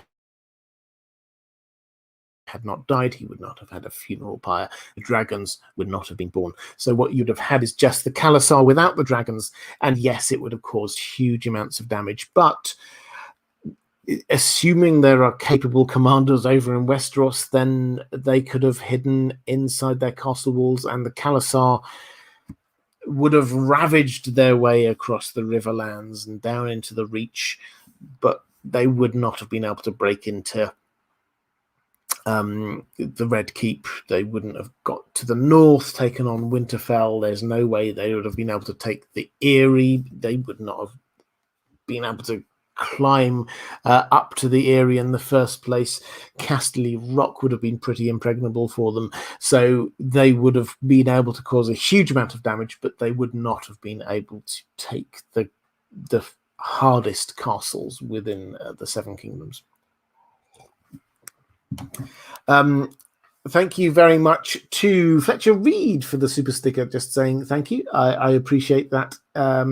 And Kim Sandberg with looks like a unicorn. Thank you very much for that super sticker as well. Whitney saying, hi, Robert. I am proud to be a new patron of yours. Welcome. Another plug for being a patron. If you want to support the channel, if you want some extra bonus materials, link down in the description. I have found your amazing content integral to my sanity this past year, which works really for me. Thank you. If I can keep people sane, that is an amazing thing.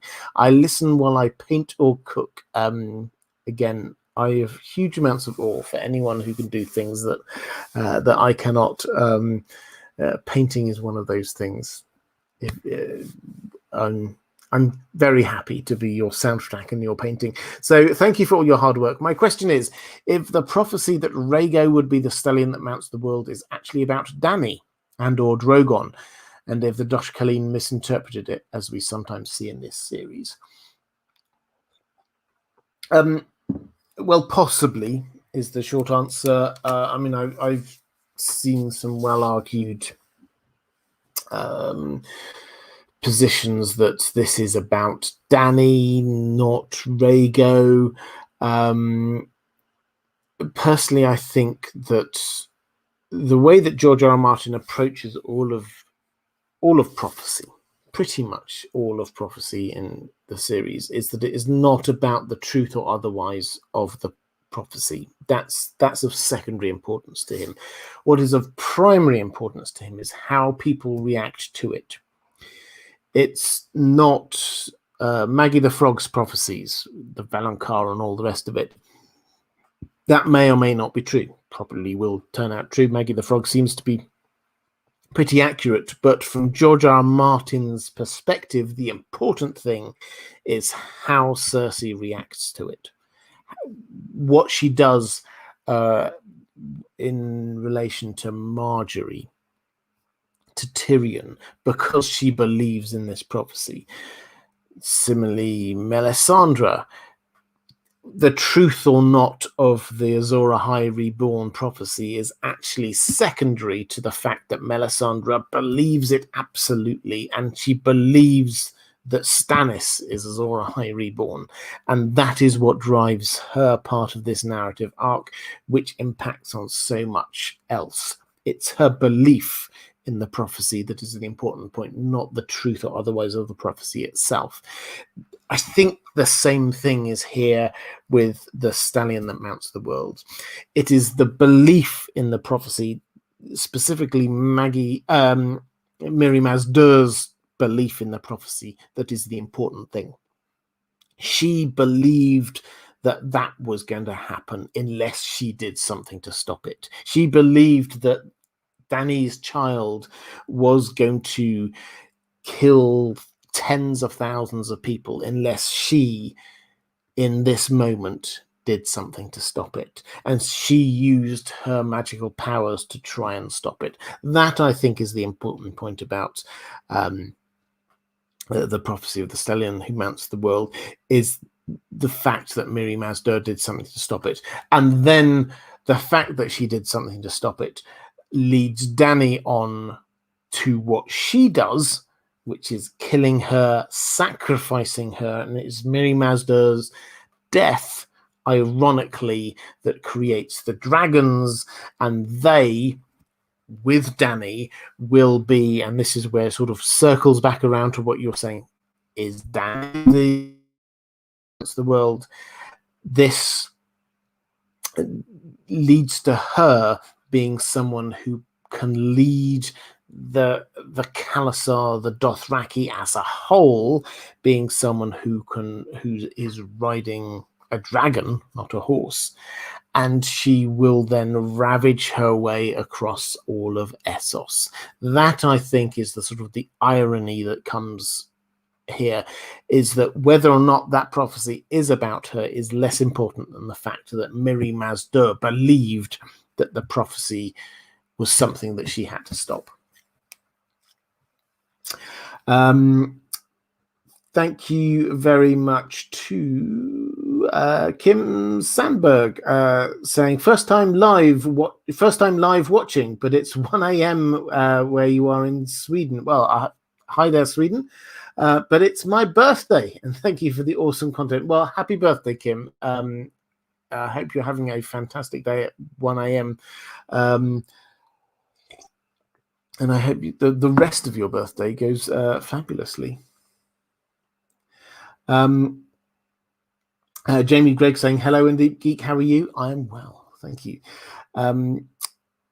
Question from down to my last 3 or 4 questions, I think, from my patrons. So now is a good time to drop some questions into the chat. I will try and pick up as many of them as I can in just a moment. Mara Lee saying, again, this is about the stallion who mounts the world. The Dothraki have the prophecy about the stallion who mounts the world, who is the Carl of Carls, who will unite all the Dothraki into a single Khalasar and ride to the ends of the earth. Dany thought it would be her son. On the show, Dany sort of took on that role.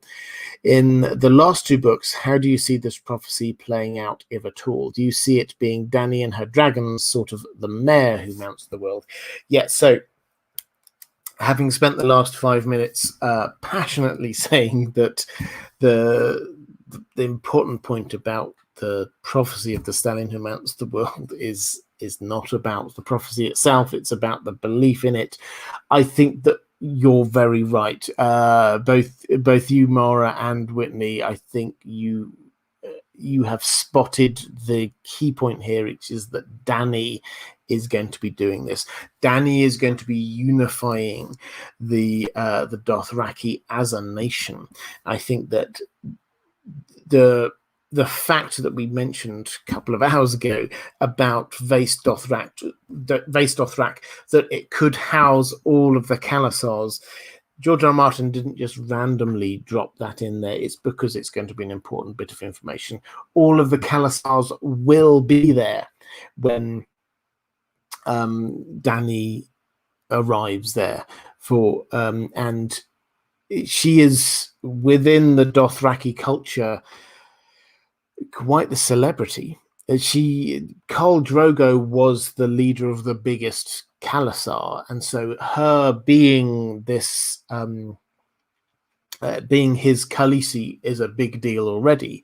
The fact that she then decided to take on the role of effectively a Khal herself by getting some blood riders by the people who decided to stick with her, creating her own Khalasar, effectively made her completely a rebel against everything. The fact that she did not go and join the Dosh Khaleen as she ought to made her just so everybody would have been aware of this. And to have her returning with a dragon is hugely astonishing. And as a ruler of, we've already talked about how the sort of the financial ecosystem of the Dothraki worked. Ruler of Meereen, which is where all of the Khalasars would go at some point in order to sell their slaves. She is not just a celebrity. She is just the person that there will be a huge buzz when she arrives, because she is the person that everyone will have been talking about. And so they will all want to see her at Vaes Dothrak. All of the Khalasars will be there.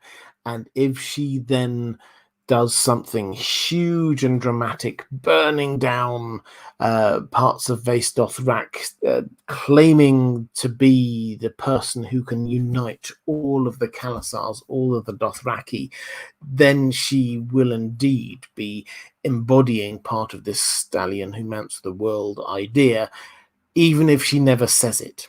And that, I think, is the way that George R.R. Martin works through a lot of these prophecies. The most important thing for him always is whether people believe in them rather than whether they are true. But he does have prophecies that are fulfilled in ways that you do not necessarily expect, things that aren't fulfilled exactly in the way that they should be. And this is classic in terms of, it was supposed to be about her child, but it's actually about her.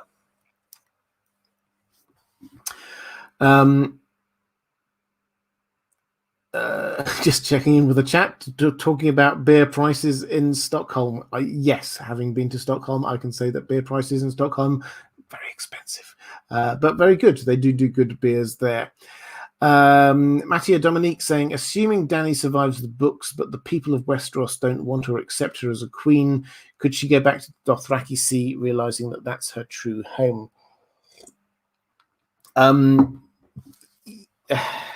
I don't think she's going to survive the books, is my short answer. Yes, she could. That is the one place, the house with the red door, she cannot return to, because that was her childhood.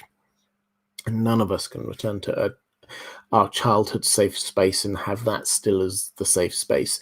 Her adult safe space was within the Khalasar, but she is taking that, her going back to the Dothraki, back to Vaes Dothrak, is her taking that safe place and weaponizing it effectively. She could have embraced the culture. If she truly embraced the culture of the Dothraki, she would have just gone to Vaes Dothrak and become a member of the Dosh Khaleen. She never truly embraced it. There was always part of her that was remaining Valyrian Targaryen. And as we reach the end of A Dance with Dragons, we suddenly see this resurgence in her of fire and blood, true Targaryen. The dragons, Quaithe, the dragons know who you are, do you? The blood red sky in the west. This is all hugely ominous. This is her returning to what was her safe space, but as I say, weaponizing it. This is no longer going to be a place where she can just relax down and have as home anymore. So it's a nice idea, but I don't think that is what is going to happen. Toadsprachen Leben Langer saying, how long will it take for all the Khalasars to come to Vaes Dothrak? There aren't any modern communication systems, and the Dothraki Sea is vast. Yeah, absolutely. So it will take a while, and I think we have to, I mean, when I say all of the Dothraki are there, I suspect probably not all of them, but Khal Drogo's was the largest, and there's a fair chance, I think all of his, what was left of his Khalasar will definitely be there. And I think the issue is that not so much how do they get the message out from Vaes Dothrak, hey, Dany's back. It's more that if a Khalasar arrives and they get the buzz, then they stay for a bit rather than heading out. So it's more that people are coming in and just not leaving, and it will the population of Vaes Dothrak will expand out that way.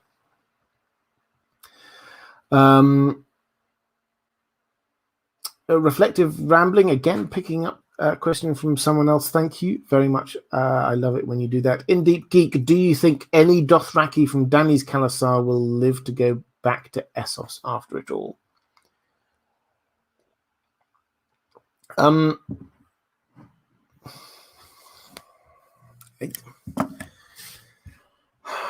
I find this a hard one because this really depends on and I hate taking stuff from the show, details of things that happen in the show, and say that's going to happen in the books, because it doesn't necessarily happen in the books. But one of the details that happened on the show was that Dany made all of the Dothraki her blood riders.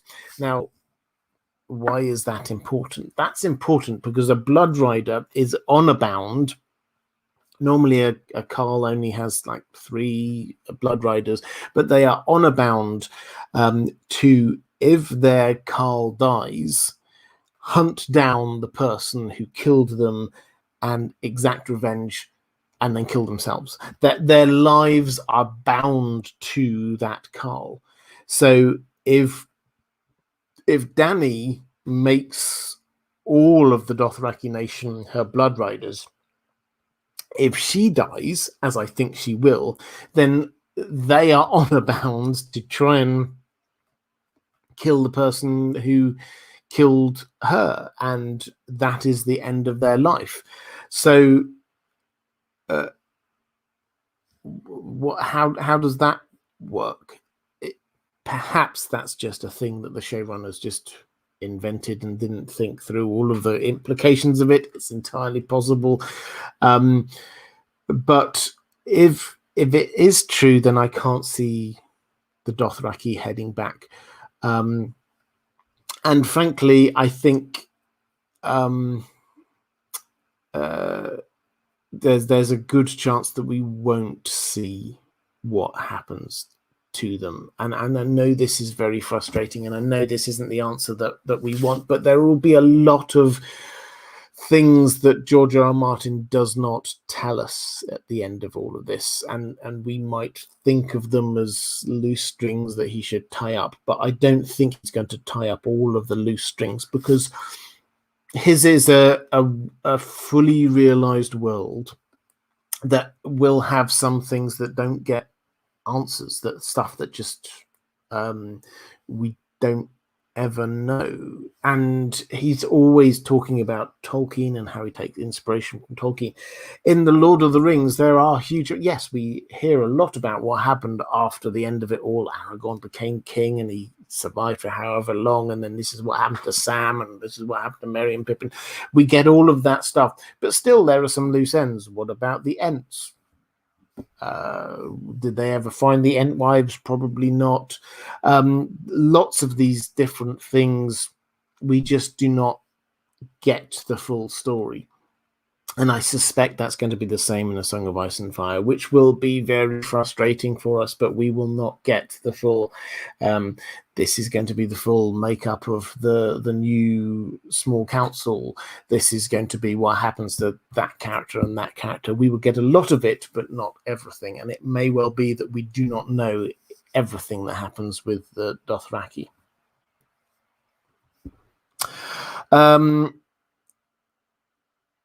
Mara Lee saying, in fact, Shar, I'll just pick up on this one first because it's connected to what I was just talking about, saying, what do you think will happen to the Dothraki after Daenerys' death? The Dothraki aren't all that likely to get on another ship to get back. Will they provide yet a new roaming band of outlaws in, say, the Dornish Waste? It's entirely possible. If they are not all blood riders, and I think it's likely that they won't all be blood riders, then what we will have is a group of nomadic people who are in Westeros. Now, do they go back to Essos? They could do. They could hang around. I don't think they will go to Dorne, because Dorne's a lot more desertified, and their culture is so much about horses that they will need to make sure that they have places for the horses to be eating the grass. What we do have in Westeros, though, are lots and lots of examples of free peoples living within Westeros. Now, we tend to think about the Seven Kingdoms as being, all of Westeros is under the rule of the Seven Kingdoms, and it's not true, really. It's just not. You get the hill clans, the mountain clans in the Vale. They don't, they just live their own lives, do their own thing. You've got similarly people in Skagos, a lot of the mountain clans in the north. They don't really follow the rules of the Seven Kingdoms at all. There are lots of different groups of people who are acting independently within the Seven Kingdoms, and yes, the Dothraki could end up a bit like that. Would they want to go back on boats? It's entirely possible that they don't. Reflective Rambling, I think you've got a question linked with this, saying, thoughts on the Dothraki seawater fear originating in folk knowledge of being chased into crossing the mountains by an originally seafaring invading force in original lands. I mean, I think that's possible. We don't have any information on that. I tend to go with Occam's razor on things like this. The Dothraki grew up and lived all of their lives, generation after generation after generation after generation, in the middle of a massive continent, a long way from the sea. They never saw the sea. Most Dothraki at no point ever saw the sea at all. The Dothraki see the areas that they cover.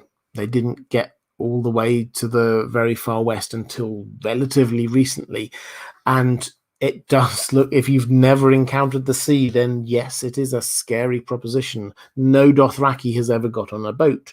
Why would they get on a boat? They don't need to get on a boat. Their culture is based around horses. How are horses going to graze on boats? For me, that is the most likely geographical explanation for why the Dothraki don't like the sea. And this just gives me an opportunity. I don't think I've got any questions on it, probably because I covered it ad infinitum in previous live streams, but it does give me the opportunity just to focus our minds on what will happen with the Dothraki once Dany has got them on her side. She is not going to put them all on, but drag them down to Meereen and put them all onto boats for months and months on end to get them across to Westeros. No, she's going to send them west across land, and then the shortest possible sea journey across the narrow sea from somewhere like Pentos. That is what is going to happen with the Dothraki. She's not going to bring them down and then get them all onto boats in Meereen and have long journeys with them. Jewel Elson saying, which death do you rank as the most horrid in A Song of Ice and Fire? My take would be Viserys's. A 10-year-old me would trigger nightmares for weeks of seeing them. The most horrid death in A Song of Ice and Fire. Yeah, I mean, Viserys's is pretty horrible. I'm trying to think of worse deaths. It's just not a nice thing to be concentrating on, to be honest. I think probably, I mean, I don't have huge amounts of sympathy, obviously, for the character, but the mountain as a character, he was badly damaged, mortally wounded in a fight, and was poisoned at the same time, and that poison was killing him as he slowly died. And at the same time, he had Qyburn trying to do experiments on him. So I think for me, that's the kind of the trifecta of physical damage and poisoning and Qyburn doing experiments on you. I wouldn't want any of those things. And he had all three of them going on. As I say, not huge amounts of sympathy for the character, but in terms of horrible deaths, that's probably as horrible as you're going to get. And Mara Lee saying, in A Dance with the Dragons, Jacko's Kalasar discovered Dany and Drogon in the Dothraki Sea. What do you think will happen next for Dany and Drogon in the Winds of Winter? Do you see Dany having a similar experience with the Dothraki like she did on the show, or will some of the events be different? It will be different. That's the last of my patrons' questions, by the way. So, yeah, drop stuff into the chat. It will be different. It will not be exactly the same, but I think that the theme and the overall feel will be the same. She will take control of the Dothraki, and she will do it. The only way you can take control of the Dothraki is by showing power, is by taking control, is by defeating all of the Carls. If she personally kills all of the Carls, then she has a right to call herself the Carl of all of their Kalasars. So that is going to happen. I think she will do it by fire. And I think that she will get the Dothraki to head over and meet them to take them over into Westeros. I think that's the way it goes, and they will be involved in battles in Westeros. It's the one of the things that we will see with Dany. I talked about the fact that her army is going to appear foreign. It's also going to be incredibly different, variegated as an army. It's not just like on the show, it seemed to be that she could just sort of happily sit there with her generals and say, this bit of my army is going to go off and do that, and that bit's going to go off and do that. The Dothraki are not going to be happily sitting there waiting for orders. They are going to want to go off and pillage places. They will need. There are 100,000 of them. They will need to be fed in a continent that is entering winter, and there's not much food to be had. It's going to be a horrible logistical nightmare.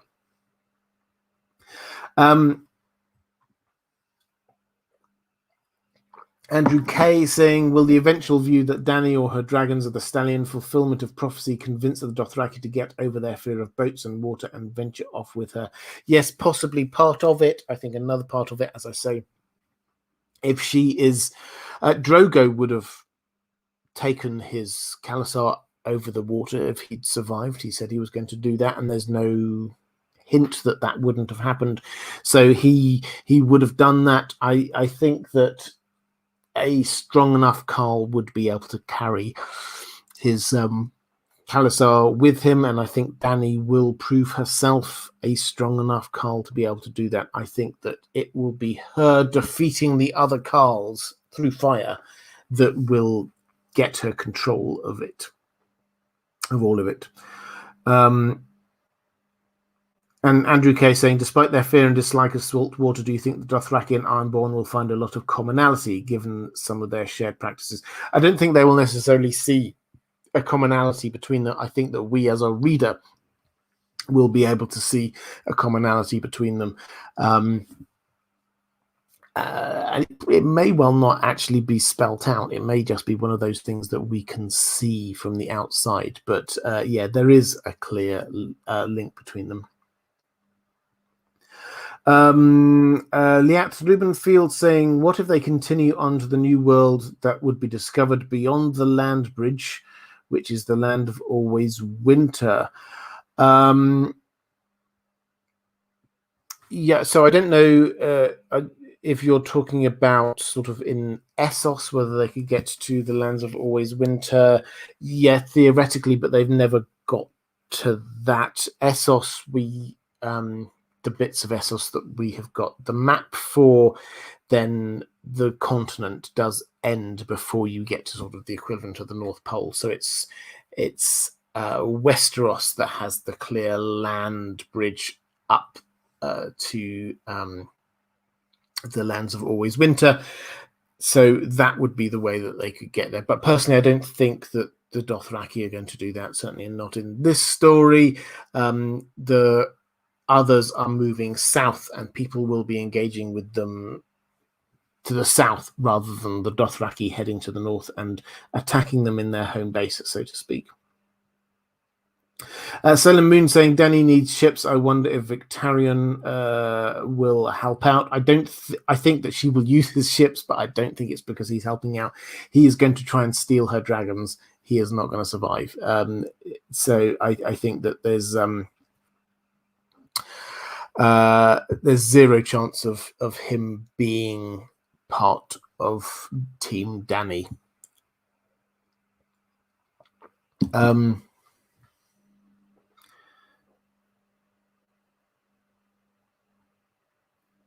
Question from 0.1. How would Dany come out on top in a sense of making the Dothraki follow her if she kills the other Khals in Vaes Dothrak, which is basically a no-kill zone? I think she just has to completely change the rules. Yes, if Vaes Dothrak is a no-kill zone, but if she just comes out and bosses it, and everyone, I mean, if you kill one person in Vaes Dothrak, then that's it. You're mincemeat for the rest of them. But if you take on everyone and win, you have changed the rules. You have changed the rules of Vaes Dothrak, and so I think that is what is going to be happening. Okay, so I think with that, I'm going to start bringing this one to a close. Just so you're aware, there will not be a live stream this time next week. I'm going to take a week. We here in the UK, we're very slowly easing our way out of lockdown, which is excellent. And now we're starting to be able to see friends and family. So I'm starting to make most of those opportunities. So next week I will be going off and doing that. I will be back in 2 weeks, however, and we're going to be looking at Valyria.